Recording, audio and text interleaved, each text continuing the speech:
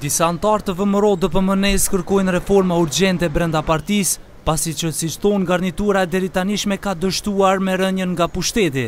Ata thonë se qëllimi kësaj iniciative është që të demokratizohet partia dhe t'ju kthehet në duart antarëve të saj. Njëri nga antarët e VMRO-DPMNE-s, Aleksandar Mihajlovski, tha se viteve të fundit shumë vendime janë marrë pa vullnetin e mirë antarëve të partisë. Izmenit në statut za koji se zalagame nije. Duhet të bëhen ndryshime në statut për të cilat angazhohemi, garantojmë barazi dhe mos diskriminim të gjithë antarëve të partisë, pavarësisht përkatësisë nacionale ose fetare, duke respektuar punën e aktivistëve me përvojë, të cilët janë angazhuar në ndërtimin e VMRO-DPMNE-s.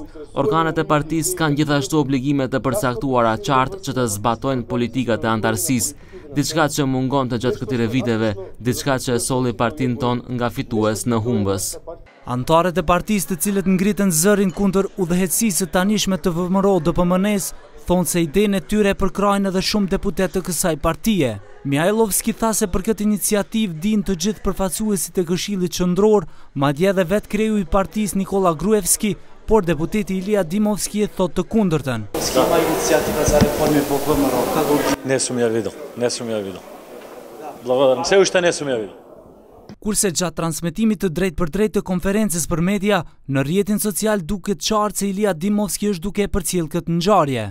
Nga VMRO-DPMNE thonë se kjo iniciativë është ngritur nga persona që nuk kanë arritur të bëjnë karrierë dhe kanë qenë të padubishëm për partinë. Arsyet e pakënaqësive të këtij grupi janë të thjeshta dhe jo demokratike, prandaj thirrja për reforma nuk erdhi as në fitoret e 2006-s, 2008, 2011 ose 2014, por vetëm tani kur një pjesë e tyre po përballen me ndryshime të vërteta në vendet e punës, në të cilat gjenden dhe ndalimi të ardhurave paushall që pranojnë shkakun ndryshimeve në qeverinë e Maqedonisë. Aleksandar Mihajlovski, i cili sot foli para gazetarëve, është antar i VMRO-DPMNE-s që nga viti 1996. Ka qenë kryetari i Komisionit Juridik dhe i Komisionit për Politikë të Jashtme në parti dhe antar i Komitetit Qendror dhe Ekzekutiv. Petar Bogojevski është antar që nga viti 95, si kryetar dhe themelues i Komitetit Komunal në Krushev, duke udhëhequr edhe disa organe partijake.